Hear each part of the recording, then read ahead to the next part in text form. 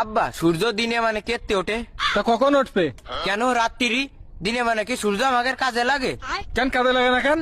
দিনে মানে তো এমনি আলো থাকে, রাত্রি তো আলো থাকে না, তাহলে রাত্রি উঠলে ভালো হয় না? আব্বা আর একটা কথা, আবার কি কথা? এই যে মানসিক হয় আমার ইজ্জত চলে গেল, তা ইজ্জতটা চলে যায় কনে যায়? আব্বা এ কথা নাই, বাদ দিলাম, আর একটা কথা আছে। কয়া। এই যে কাজী সাহেব মানসির বিয়ে পড়ায়, কাজী সাহেবের বিয়েটা পড়ায় কিটা? আব্বা আরো কিছু কবি? হ্যাঁ আব্বা। তা কয়া। আব্বা এই যে মানসি জন্মদিন পালন করে, তা জন্ম রাত পালন করে না কেন? যারা রাত্রি রইলো তারা তো জন্ম রাত পালন করতে পারত। ও আব্বা। তুই কি থামবি মনি? না আব্বা। তাহলে কয়া।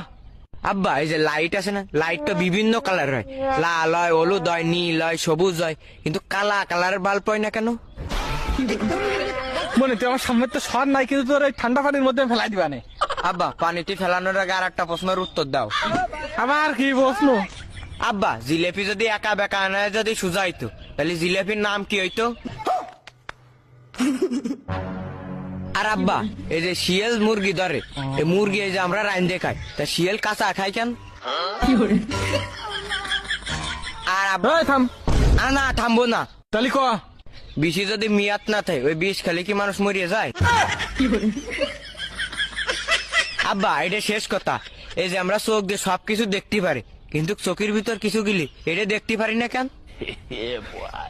কিন্তু গিলি না আব্বা যাবো না, আর একটা কথা কব। শুয়ারের বাচ্চা, আবার তুই আর কি কবি রে?